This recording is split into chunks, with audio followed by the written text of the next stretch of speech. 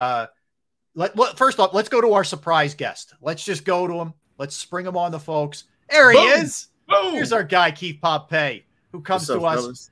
How's the altitude in Colorado, Keith? Hey, man, I'm getting old. That's all.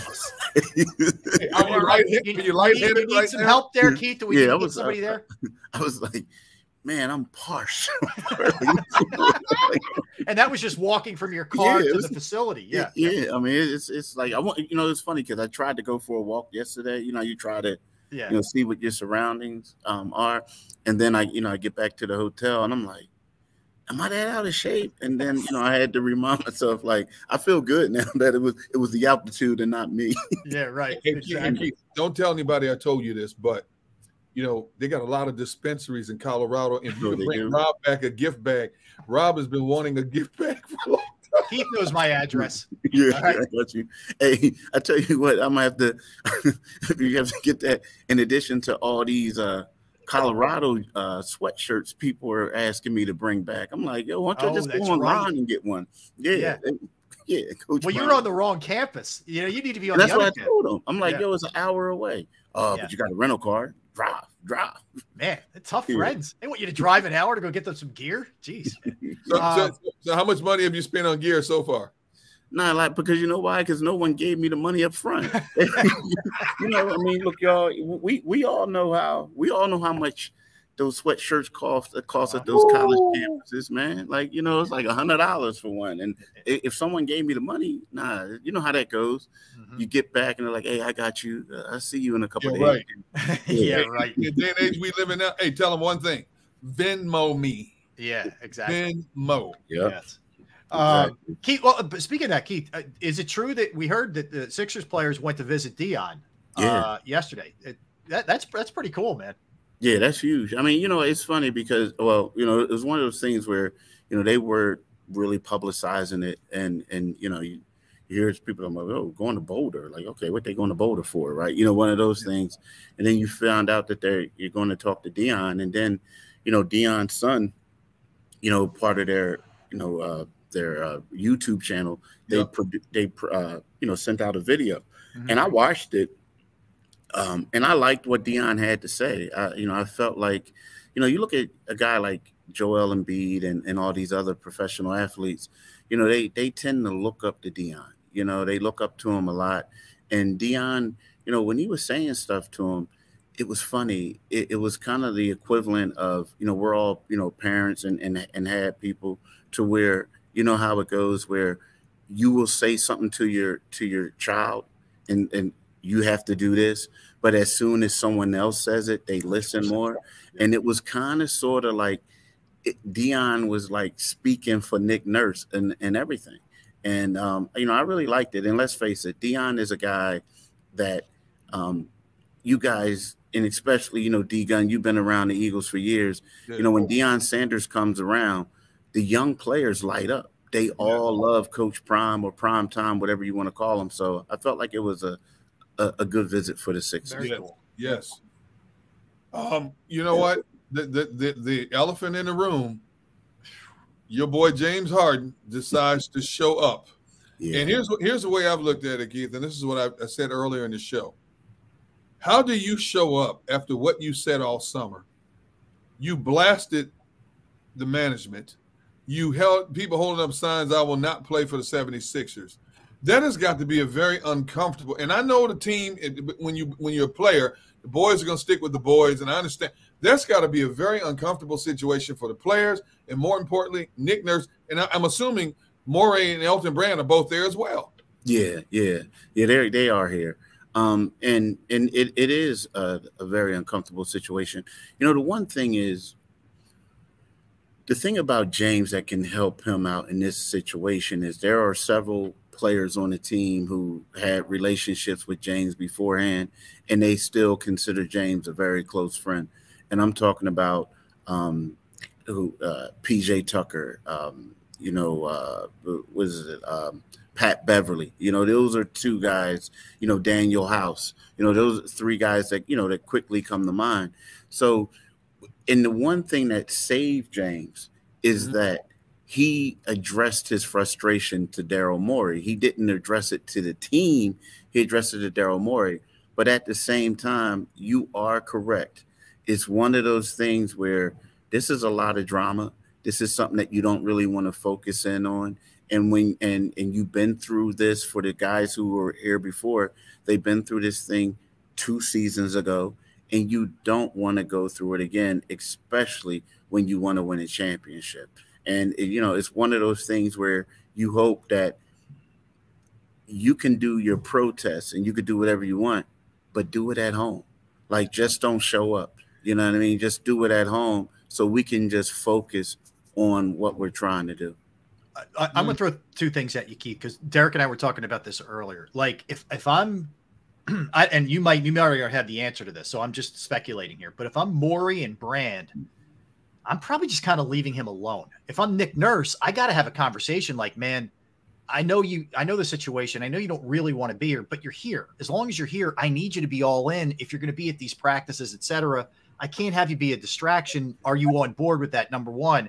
So that, I guess that's the first part. And the second part is, do you think we're going to see a Ben Simmons thing where he's, you know, for lack of a better word, kind of dogging it and forcing their hand to toss him out of there? Like, are we going to get this kind of craziness? I mean, you know, it's depending on who you read, right? I mean, there's a lot of people, and I'm answering your second question first. Like, you know, there are people like James has came out months ago on Twitter and said, I've been comfortable for a while. It's time to get uncomfortable, right? He said that. And you know, Adrian Wojnarowski, who is like, you know, let's face it, he's the GOAT when it comes down to NBA reporting, you know, nationally, you know, said yesterday that, you know, James Harden is going to try to make this thing as comfortable as possible for the Sixers. And when you look at what he said, you look at when they had the party last week and they still doubled down with the sign saying, you know, Daryl Morey is a liar. You know, you do expect, I mean, you put it this way, right now, you would be shocked if James said, hey, I'm a buy-in, I'm going to do whatever I can, but please trade me. So, you know, you'll be shocked. So you do think that. And I do think that Nick Nurse has to have a conversation with him, you know, to see where his head is. And because let's face it, Nick Nurse is in a tough situation. You know, he's a coach. We all been around coaches. We know they always say, and when you ask them questions in public, for the most part, they want to be politically correct and say, this isn't frustrating. This isn't a distraction. But look, you're a new coach. You're trying to figure out what you have in players. You're trying to figure out a system. And right now, you got a plan A for if James is here and a plan B for if he's not here. So, yes, you have to have a conversation. Be like, look, are you going to be bought in? Because this is supposed to be an important season for us. And, like, if you don't want to be bought in, if you're not going to be bought in, I mean, it might be best for Nick Nurse if he leaves. Right. No, exactly. Yeah.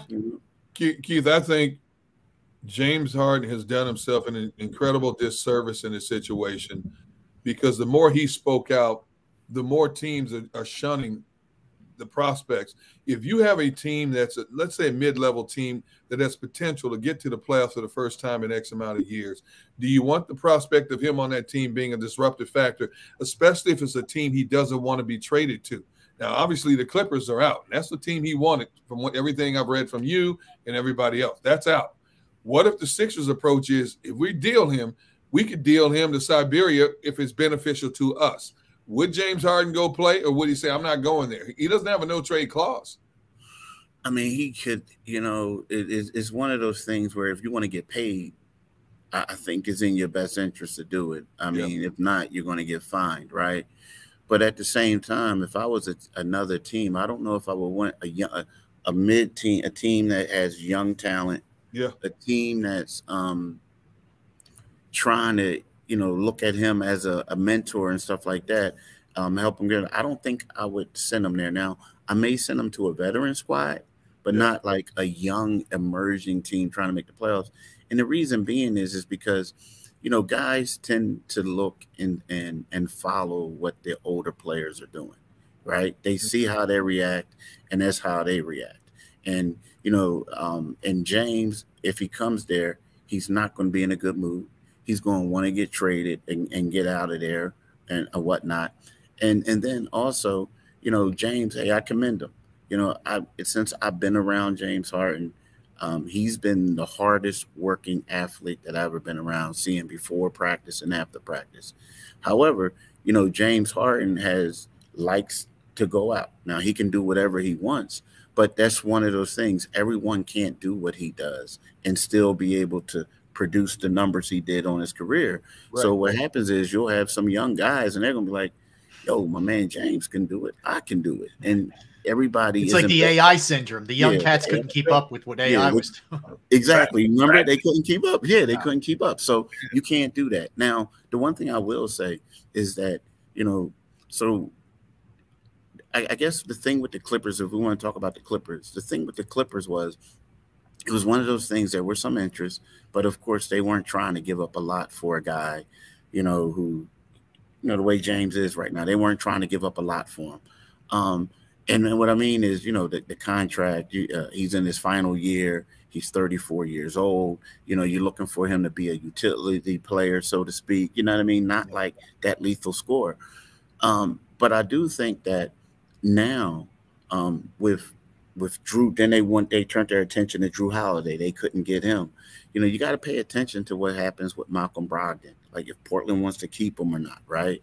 And then I think that James is still on their list from what I hear, but it's just a matter of are the Sixers going to come down on their, you know, from their offer, what they want? Like, you know, they want a lot for him, or the Sixers are looking at it is are the Clippers going to get desperate? So you know, that's the one thing. And the thing about it is when James is acting this way, he knows that he's being disruptive to where it could be where the Sixers are just want to get him out of here. And they'll say, hey, look, just give us whatever you can. Like, we just want to get rid of this problem. But what that does is it gives the teams like the Clippers the advantage. And Daryl Morey and I think you don't want to do that. But at the same time, James knows the best way to get traded a lot of times is being as disruptive as you can. So I think the Clippers are still a possibility. Well, okay, Keith. So that leads me into, like, one of Daryl Morey's strengths is he doesn't respond to like outside noise. He's very I mean this complimentary. He's stubborn. He's going to do it his way, what he thinks the value is. He's not going to let other people, you know, affect him. But in this case, you probably do get to a point where you're like, if this is really chaotic, it's like addition by subtraction. You got to, even though you might not get what you want initially, but you got to move on. Like, where do you reach that point? I guess it depends on how James reacts here, I guess. Yeah, I think you got to reach that point quickly. I mean, I do. Now I get it. You can look at it two ways and say, forget this season. We're going to ride it out, right? We only have, 5 guys under contract beyond this season. And 2 of them are on like non-guaranteed deals, so they may not even be here, right? Yeah. So you could say, we'll ride it out. But at the same time, you do not want this to be so disruptive. And there are, believe it or not, even though the Sixers didn't make any moves comparable to what Boston did, the New York Knicks, and the Milwaukee Bucks, there is pressure for them to get out of the second round. So, and with that being said, you look at a guy like Daryl Morey, you know, before it was Doc Rivers, right? It was like, well, Doc can't coach, Doc can't do this. Now people are looking at Daryl and saying, hey, man, what are you doing in regards to bringing in talent? Yes, you hired Nick Nurse, but I feel like there is some pressure on him to do something. And I think the longer that this thing goes on, the people in Philadelphia, people like everywhere are going to say, look, Daryl, you really messed this up. You know what I mean? Yeah. Because you were the guy who brought James here. So I think with that little bit of pressure, to me, I think that rock bottom is hitting, like, or whenever you got to decide that you got to make a move, because you don't want this thing to go on. You don't want it to go on. How is Joel handling all this? I mean, he's not shy about speaking his mind, but in this case, he, as the leader, he has to be politically correct so that he doesn't add more fuel to the fire. Yeah, you know what? It's funny. I think he is handling it kind of well. Again, and, you know, it's one of those things where the season just started.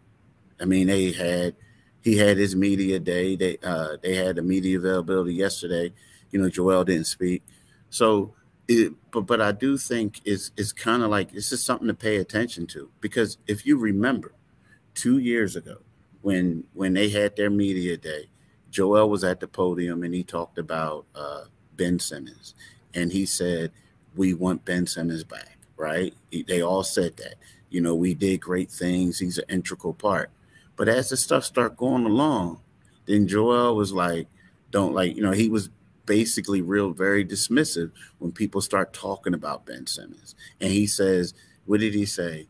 He says, I don't watch something. I don't want to mess up what he said, but I'm paraphrasing. It was something about like babies, like, you know what I mean? Like, I'm not babysitting or something. Yeah, I'm not babysitting. Yeah. You know what I mean? I don't care about, you know, and he would say, I don't care about that man. So, you know, it's one of those things where it's early on.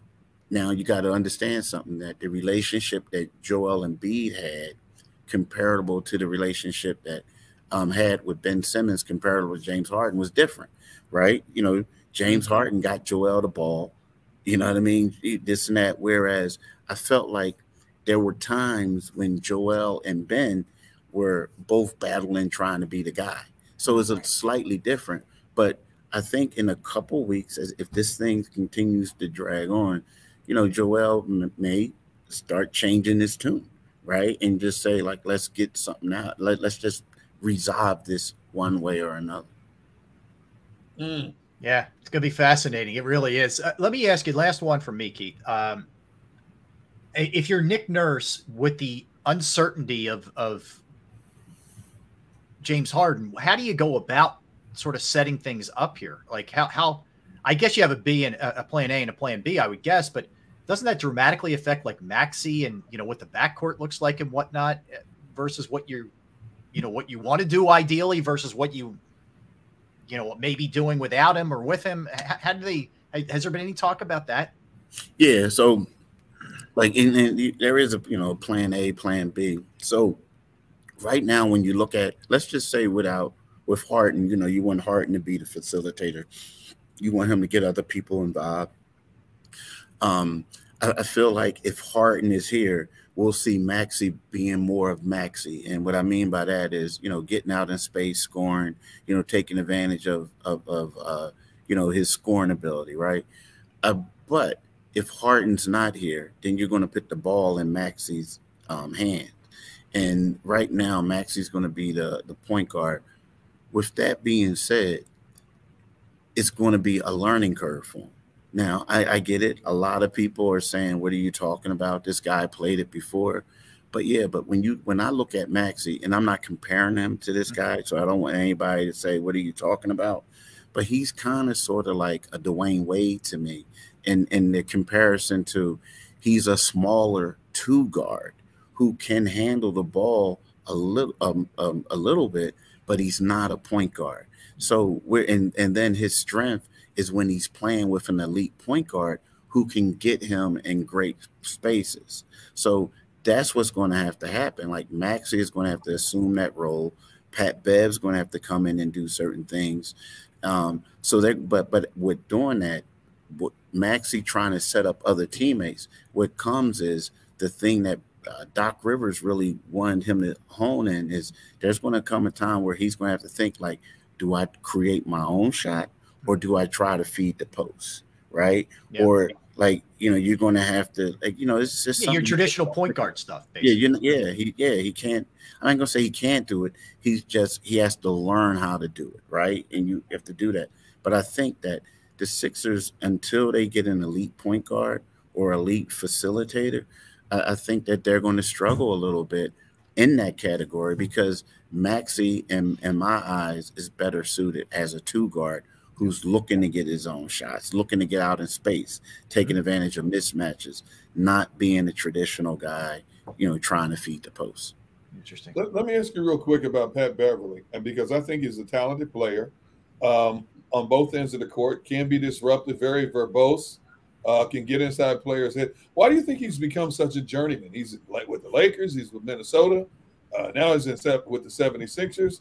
Why do you think that he is always on the move as of late? You know, that's a great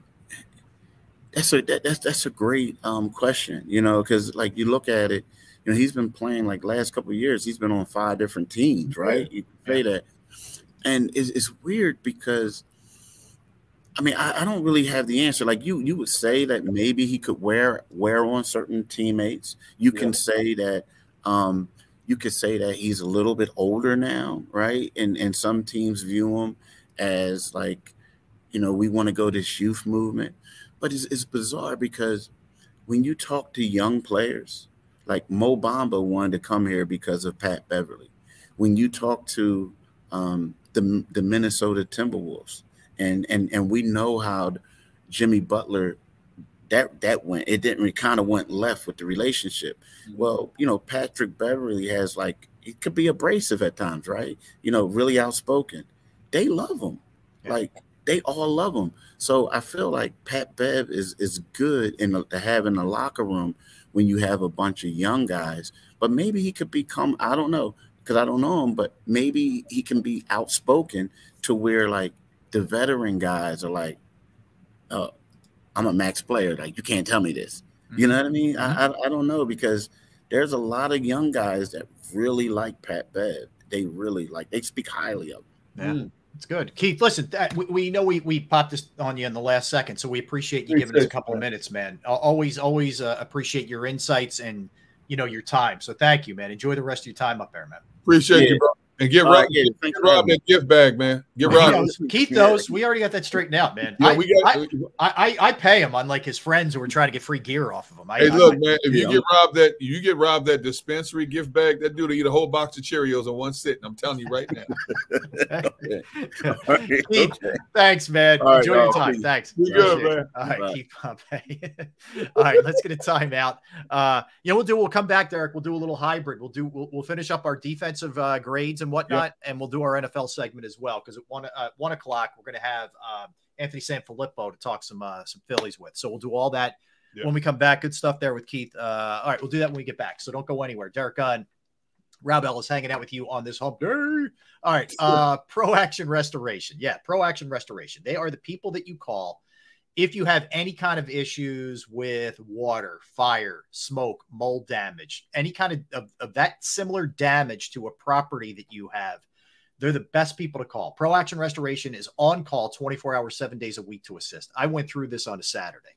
So I reached out and I'm thinking, I don't know, maybe I can get them today, or hopefully they can get here on Monday and blah, blah, blah. You know what? They were right out. They fixed the problem. They cleaned it up. They told us what we needed to do, and everything from there worked like a charm. And I'll tell you, it was a great experience, and the price was right on top of everything else. Pro Action Restoration is a licensed, bonded, fully insured company. They've been serving the tri-state area for more than 2 decades, and they will work in conjunction with your insurance company. So again, water, fire, smoke damage, mold remediation, could be even something beyond that. If you're not sure, just reach out, get a consultation. Give them a call at 610-623-3760, 610-623-3760, or online at proactionrestoration.com. That's proactionrestoration.com.